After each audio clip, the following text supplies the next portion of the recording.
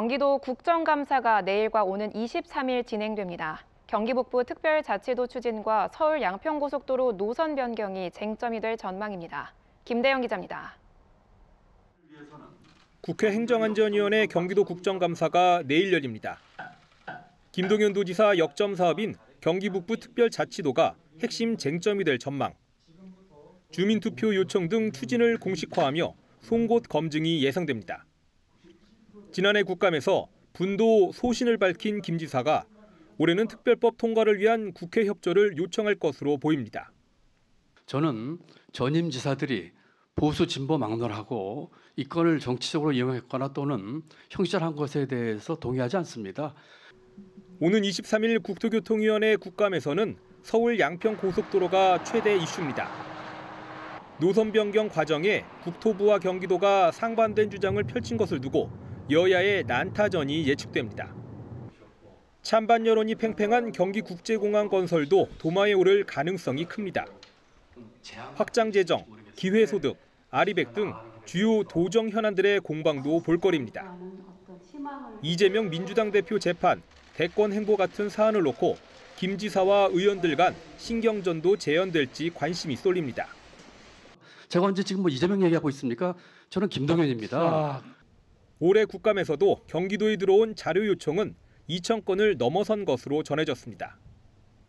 여야의 치열한 공방 속에 김동연 도지사가 어떤 정치적 존재감을 보여줄지 관심입니다. 국정감사 2주차, 오늘은 한국토지주택공사 LH에 대한 국정감사가 관심을 모았습니다. 철근이 누락된 이른바 순살 아파트에 대해 여야가 한 목소리로 대책을 따져 물었습니다. 이어진 기자입니다. LH 사장의 대국민 사과로 시작된 국회 국토교통위 국정감사. 야당은 LH가 아파트 외벽에서 철근이 빠진 사실을 알고도 조직적으로 은폐하려 한 것 아닌지 캐물었습니다. 철근 누락 발견되고 나서 어떻게 조치할 거냐. 감리단장이 철거 후 재시공해야 된다 이렇게 일을 키우려고 하니까 LH가 해임 요구한 거 맞습니까? 공식적인 승인 절차를 거치지 않고 붕괴된 아파트 설계를 이미 변경했다는 의혹도 제기했습니다.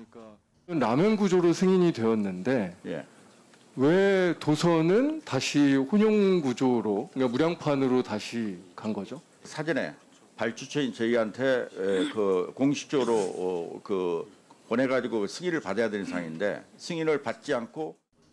여당은 LH의 부실 시공 문제가 반복되고 있다며 확실한 개선을 촉구했습니다. 벽식 구조의 아파트 시공 현장에서도 외벽 철근을 30%가량 누락한 것으로 드러났습니다. 강도 높은 조사와 관련자들의 일벌백계를 입주가 지연된 주민들에 대한 피해 보상도 촉구했습니다. 입주자들이 많은 지금 어려움을 겪고 있는 그런 처지에 있는 거는 사장님도 잘 알고 계시잖아요, 그죠? 입주 지체 보상금은 어떻게 지급할 예정입니까? 입주자의 그 고통을 감안해서 선지급할 것을 검토 중에 있습니다. GS의 구상권을 청구할 계획입니다. 이 사장은 전관 카르텔 문제에 대해선 설계와 시공, 감리 선정 권한을 조달청에 넘겨 해소하겠다고 밝혔습니다. 서울시가 대중교통 무제한 정기 이용권인 기후 동행카드를 내년 1월 시범 발행하는데요. 오세훈 시장이 국정감사에서 경기도와 인천시가 시범 사업부터 함께하는 게 바람직하다고 말했습니다. 권현 기자입니다. 서울시는 경기도 인천시와 협의 결과에 관계없이 내년 1월 기후동행카드 시범 발행 방침을 분명히 했습니다. 시민 만족도와 정책 효과 분석, 경기도 인천시와의 원만한 협의를 통해서 24년 하반기에 사업을 본격화할 계획입니다. 서울시 국정감사에선 기후동행카드 정책 효과에 긍정적 전망이 나왔습니다. 대중교통 이용률이 높아져 교통흐름 개선과 탄소 저감 효과가 있을 것으로 전망했습니다. 성패의 변수는 한 달 6만 5천 원인 가격을, 성공의 필수 요소는 경기도 인천시 동참을 꼽았습니다.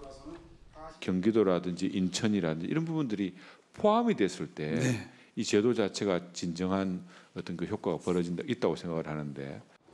오세훈 시장은 정책 효과를 빨리 보기 위해 서울시 단독으로 시작하게 됐다고 설명했습니다. 경기도 인천시와 협의를 완벽하게 마치려 했다면 시작이 6달에서 1년은 늦어졌을 거라고 말했습니다. 경기도에서는 그 준공용제, 버스 준공용제가 시행되고 있지 않기 때문에 각 도시별로 개별적인 교섭을 해야 되고, 오 시장은 경기도 인천시가 시범 사업부터 함께하는 게 바람직하다며 가급적 협의를 신속히 하겠다고 강조했습니다. 최근 몇 년 동안 국정감사 최대 격전지는 바로 경기도였는데요. 올해도 예외가 아닙니다. 오늘 경기도 국감에선 서울 양평고속도로 문제가 뜨거운 쟁점이었습니다. 김동연 도지사는 거듭 원안 추진을 주장했습니다. 첫 소식 김대영 기자입니다. 국회 행정안전위원회 경기도 국정감사는 서울 양평고속도로를 놓고 시작부터 여야가 맞붙었습니다. 국민의힘은 김동연 경기도지사를 정면으로 비판했습니다. 이 문제를 정치적으로 끌고 갈 생각이냐며 공세를 이어갔습니다. 노선 변경안을 검토해보지도 않고 국민 분열을 조장하고 있다고 쏘아붙였습니다. 원안이고 대안이 있으면은 어떤 게 좋은지를 우리 경기도에서 검토를 해봐야 되는 거 아닙니까? 그런데 왜 국민들 분열, 왜 그런 말씀만 하시는 거예요? 더불어민주당은 정부를 겨냥했습니다. 대안 노선은 기형적이라며 국토교통부에 책임을 물었습니다. 예타까지 통과한 원안을 누가, 왜, 어떻게 변경시켰는지가 문제의 핵심이라며 의혹 제기는 당연하다고 지적했습니다. 원희룡 장관은 강상면 1타 강사입니까? 아니면 1타 선동꾼입니까? 적어도 1타 강사는 아닐 것 같은데. 김 지사는 지난 13일 양평군을 방문해 주민들을 만났다며 공통된 의견은 빠른 추진이라는 점을 강조했습니다. 원안대로 신속히 추진해야 한다고 거듭 밝혔습니다. 당초 목적에 부합해야 되겠다. 두 번째는 조속히 추진하는 방법을 해야 되겠다. 세 번째는 주민의 오랜 수건과 정부의 약속을 이행해야 되겠다입니다. 국감에선 대선에 출마할 거냐는 질문도 나왔는데 김 지사는 그런 생각을 해본 적 없다고 답했습니다. 경기도의 또 다른 현안인 분도는 예상과 달리 별다른 이견이 없어 쟁점이 되지 않았습니다. 김동연 지사는 다음 지방선거에선 경기 북도 도지사를 따로 선출하도록 하겠다고 말했습니다. 이어서 윤종화 기자입니다. 김동연 도지사는 국정감사 업무 보고에서 경기 북부 특별자치도 설치 당위성을 강조했습니다. 36년 동안 선거철마다 약속이 유야무야 됐다며 기득권을 버려야 가능하다고 말했습니다. 경기 북부의 성장이 정체된 대한민국 경제의 게임 체인저가 될 수 있다고 확신합니다. 대한민국 GDP를 연평균 0.3.1%포인트 상승시키겠습니다. 국감에선 분도 청사진의 송곳 검증은 없었습니다. 경기 북부 의원은 지원 사격을 했고 국가 차원의 아젠다로서 이 국가의 경제 성장 동력 상실 문제를 북부 지역의 잠재력으로 해결해 가겠다. 비수도권 의원은 공감을 나타냈습니다. 본인의 기득권의 절반을 내려놓겠다는 거예요. 지금 하겠다는 것이고 그래서 참 그 부분에 대해서도 일단 존경을 표합니다. 김 지사는 내년 2월 9일을 경기 분도 주민투표 마지노선으로 제시했습니다. 21대 국회 임기 내에 특별법을 통과시키고 다음 지방선거에는 경기 북부 도지사를 따로 선출하겠다는 최종 목표까지 내놨습니다. 행안부에서 요건 검토를 위한 TF를 구성했다고 제가 어제 들었습니다. 행안부에서도 뭐 합리적인 검토를 하지 않을까. 경기도의회 염종현 의장과 경기 북부특위 위원들은 국감장을 찾아 국회 차원의 협조를 당부했습니다.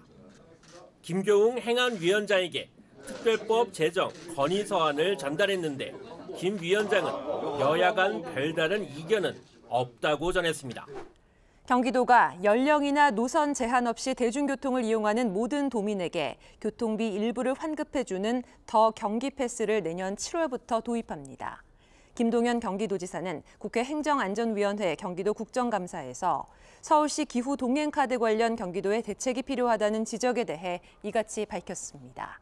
더 경기 패스는 경기도민이 사용한 교통비의 일부를 환급해주는 정책으로 광역버스와 신분당선이 제외된 서울시와는 달리 전국 모든 대중교통수단을 포함할 예정입니다. 중반으로 접어든 국회 국정감사에선 이른바 문재인 케어를 둘러싼 건강보험 재정 문제가 쟁점이 됐습니다.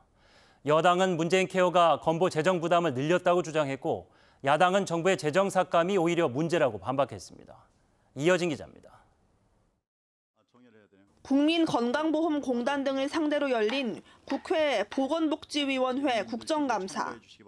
야당은 건보공단 자료를 토대로 문재인 케어가 의료비 부담을 줄였다고 주장했습니다. 뇌혈관 MRI 급여 확대에 따른 효과 검토 자료에 따르면 급여 확대를 하고 난 이후에 뇌졸중의 조기 발견 비율이 증가를 한다는 거예요. 건보공단 이사장은 사실과 다르다며 의원실의 강요로 잘못된 자료를 제출했다고 답변해 야당 의원들의 항의를 받았습니다. 사실 임상적으로는 다른데 그거를 상당히 강요를 받았기 때문에 할 수밖에 없었습니다. 제출해야 되는 게 당연한 거지 강요했습니까? 의원들이? 저는 강한 요청이었다 이렇게 뜻으로 했는데. 결국 정회 후 속개된 국감. 여당은 문재인 정부 시절 야당이 건보 재정을 악화시켰다고 공세를 폈습니다. 지금 건보 재정 몹시 전망이 어둡죠. 국민 1인당 외래 진료 횟수는 15.7회로 OECD 평균 5.9회보다 2.6배나 많고 입원 일수도 문재인 케어에 포퓰리즘 요소가 있다고도 지적했습니다. 포퓰리즘적으로 전 국민한테 골고루 조금씩 나눠주는데 우선순위를 둘 거냐. 무작정하고 보장률만 높인다고 해서 잘된 정책은 아니라고. 야당은 지난해 건강보험 진료비 중 문재인 케어에 들어간 재원은 0.16%에 불과하다며 현 정부의 재정 삭감이 문제라고 반박했습니다. 총부채 201조 원의 천문학적 빚을 지고 있는 한국전력공사에 대한 국정감사가 열렸습니다. 자구책 마련이 우선인지 전기요금 인상이 우선인지를 놓고 여야가 공방을 벌였습니다. 이어진 기자입니다. 여야는 한국전력의 공사 경영이 방만한 데다 자구책도 미흡하다며 한 목소리로 질타했습니다. 해외 태양광 폭력 사업 22개 중에서 9개의 사업은 마이너스 수익을 거두고 있고요. 부동산만큼은 즉시 팔겠다고 계획했던 부동산 11개 중 4개만 팔렸고 7개는 미매각 상태이고요. 그러나 원인은 각각 다른 데서 짚었습니다. 여당은 전 정부의 탈원전 정책을 문제 삼았고 탈원전을 하다 보니까 그 원전 대신 LNG 발전으로 인해서 비싼 전기를 한전에서 사다 보니까 야당은 전기를 많이 팔수록 손실이 나는 원가 구조를 이유로 들었습니다. 거짓말이야. 무리한 탈원전 급격한 신재생 에너지 확대가 아니고 구입 비용이 늘어나는 거예요. 해결책 또한 각기 달랐습니다. 여당은 경영 자구책부터 마련한 뒤 전기요금을 올려야 한다고 주장했습니다. 에너지 공대의 예산 사용 내역을 들여다보게 됐습니다. 근데 보니까 너무 엉망이더라고요. 일종의 지혜 벽건 안에 있다 보니까. 반면 야당은 전기료 인상이 선행돼야 자구책을 마련할 수 있다고 맞섰습니다. 전기료 인상해야 된다고 하는 부분, 이 부분 이 사장님 어떻게 관철시키겠습니까? 그냥 포기하실 거예요? 김동철 한전 사장은 천문학적 부채를 해결하기 위해서는 전기요금 인상이 필요하다면서도 국민 눈높이를 고려할 때 자구 노력을 최대한 해야 한다고 답했습니다. 2년 만에 열린 인천시 국정감사에선 예상대로 수도권 매립지가 최대 쟁점이었습니다. 민선 8기 임기 안에 매립지 사용을 끝낼 수 있는지 의문이 제기됐고 유정복 시장은 전임 시장이 문제를 어렵게 만들었다고 말했습니다. 신종환 기자입니다. 여권 의원들은 환경부, 서울시, 경기도와의 사자협의체부터 문제를 제기했습니다. 수도권 매립지 종료를 위한 선제적 조치조차 안 되고 있다고 지적했습니다. 매립장이 이전이 안 돼 있고 매립지 공사 관할권도 인천시로 이관되지 않고 주변 지역 테마파크 조성 등 지원도 거의 이루어지고 있지 않습니다. 사자협의체만 믿고 있다가 시간만 흘러간다며 강력한 결단을 주문했습니다. 정말 답답해 죽겠어요. 근데 우리 유정복 시장님은 사자 합의했으니까 이걸 철저히 지켜나가겠다. 절대 되지 않습니다. 유정복 시장은 민선 6기 때 이룬 사자 합의가 해결책이라고 거듭 강조했습니다. 인천에서 자체 매립장을 한다. 문제가 해결됩니까? 서울시도 경기도도 그렇게 하겠다고 합의가 되면은 그건 오케이입니다. 그래서 이 문제를 푸는 것은 대체 매립을 통해서 공동으로 해결해야 되는 것이고, 유 시장은 매립지 문제 해결에 대통령실과 총리실이 나서야 한다는 지적에 공감을 나타냈습니다. 민선 7기가 문제를 어렵게 만들었지만 임기 내 매립지 사용 종료 약속은 지킨다는 입장을 재확인했습니다. 전국에서 가장 많은 전세 사기 피해가 발생한 인천에서 피해 지원 실적은 미미하다는 지적도 오늘 국감에서 나왔습니다. 피해자 지원을 위한 조례 제정도 촉구했습니다. 황정환 기자입니다. 미추홀구를 비롯한 인천 전세 사기 피해 규모는 2,484세대, 전국에서 가장 많은 1,540세대가 전세 사기 피해를 인정받았습니다. 인천시가 세운 피해 지원 예산은 63억 원, 대출이자 이사비 지원 등으로 집행된 예산은 지난 5일까지 5천여만 원으로 집행률이 0.88%에 불과했습니다. 피해 신청도 65건, 전체 피해 가구의 4.2%에 그쳤습니다. 국정감사에서는 인천시가 전담팀도 만들지 않는 등 피해 지원에 소극적이라는 지적이 나왔습니다. 도무지 이게 이 전세 피해가 이렇게 비참하게 일어났던 곳이었는지 그걸 담당하는 광역시인지를 지금 제가 공감하기가 굉장히 어려웠습니다. 서울시나 경기도처럼 전세 사기 피해자 지원 조례를 제정하라는 요구도 있었습니다. 지금 전국적으로 더 확산되고 있는 상황인데 이 피해자 지원 조례를 제정해야 된다는 제안에 대해서 좀 답변을 해주시면 좋겠습니다. 별도의 조례를 만들어야 될지 문제는 좀 판단하도록 하겠습니다. 유정복 시장은 인천시는 주거 기본 조례를 근거로 시행 방침을 정해 지원하고 있다고 밝혔습니다. 피해 지원 사업은 내년에도 이어간다며 지원에 최선을 다하겠다고 말했습니다. 국회 국정감사가 종반으로 향하고 있는 가운데 오늘 기획재정부에 대한 국감에서는 경제 상황과 세수 부족을 두고 전 현 정부 책임론이 격돌했습니다. 황다인 기자입니다. 야당은 사상 최대 세수 부족 사태가 일어났다며 정부의 조세 정책을 강도 높게 질타했습니다. 실제는 세수 감소가 결국은 일어난 거죠. 이럴수록 가장 큰 고통을 받는 것은 서민과 중산층입니다. 세수 펑크의 가장 큰 원인은 부자 감세 때문이라며 재정 정책의 실패로 증세를 하지 않으면 안 되는 상황을 만들었다고 비판했습니다. 영국의 트러스 정부는 내각은 그 부자 감세하다가 아예 쫓겨나고 국회에다가 증세 떠넘기고 싶죠? 증세하면 안 된다고 생각합니다. 세수 예측 실패를 놓고 언쟁도 벌어졌습니다. 오만 방자하게 굴던 기획재정부의 수장으로서 부끄럽지 않습니까? 오만방자하게 군 적이 한 번도 없습니다. 여당은 즉각 방어에 나섰습니다.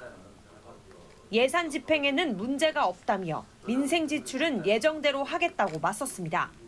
지자체와 교육청의 통합재정 안정화기금 34조 원이 적립돼 있지 않습니까? 또 세계잉여금 7조 원 등 약 41조 원 정도를 활용하면 전 정부 책임도 부각했습니다.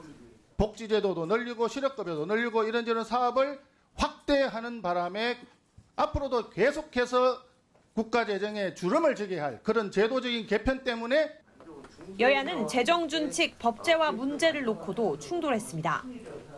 여당은 국가 재정 건전성 유지를 위해 법제화가 필요하다고 주장한 반면 야당은 경제 활성화를 위해 재정 확장이 필요하다며 신중한 태도를 유지했습니다.